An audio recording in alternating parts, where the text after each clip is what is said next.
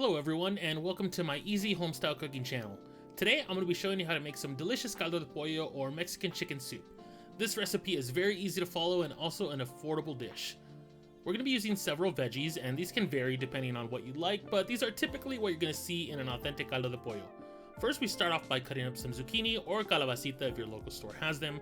Now, we do like to use chayote in our dish, however, due to a recent snowstorm out here, those ingredients were rather popular, so we substituted potatoes for the chayote.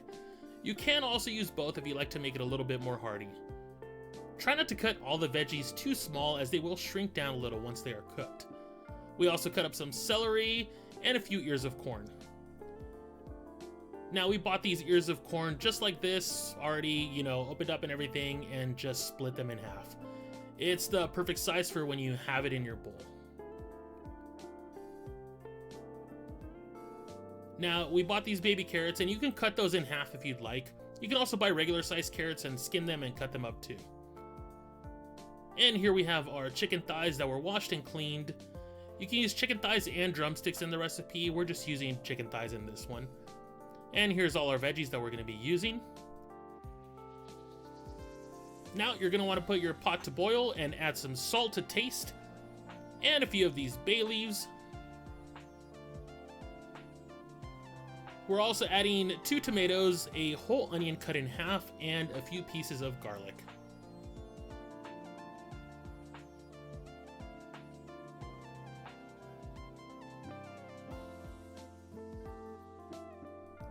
Next, we add 1.5 cups of chicken bouillon. Again, this is going to be to taste, so if you need to add a little bit more, feel free to do so.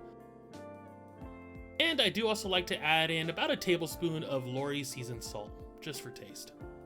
You're going to want to get it all mixed up, and then we're going to add in our chicken. Now, you're going to want the chicken to cook for about 10 minutes on high before you add in anything else.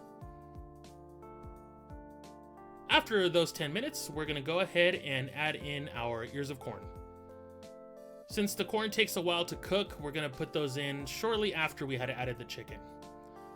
Give it about another 10 minutes, and then we're going to go ahead and throw in our potatoes. Check the potatoes after about 8 to 10 minutes and make sure they are soft, but not too soft.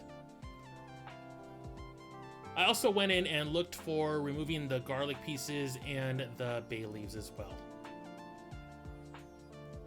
Now we go ahead and throw in all the rest of our veggies, and we're gonna get it all mixed up together.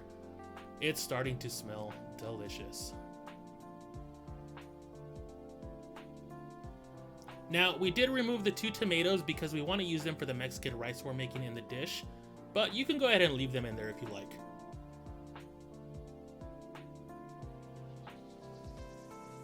Now, I think it's time for a little Corgi intermission in the snow.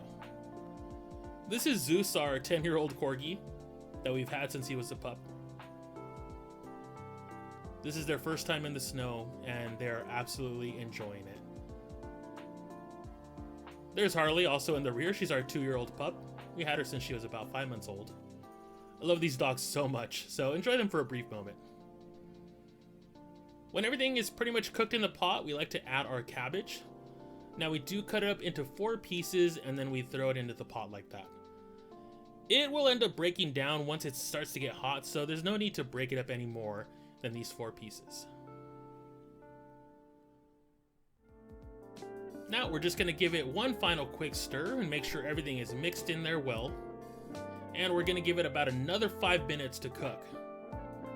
After that, the dish will be ready to go. Now, at the very end, we'd like to add the cilantro. One more quick mix, and after that, it's good to go, and it's all set.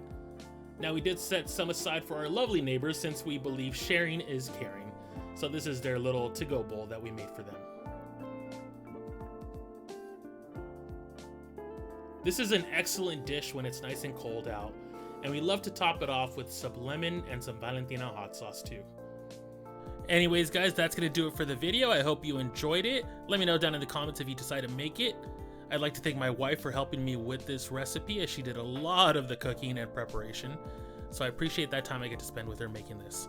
Anyways, guys, see you in the next video. Take it easy and have a wonderful day.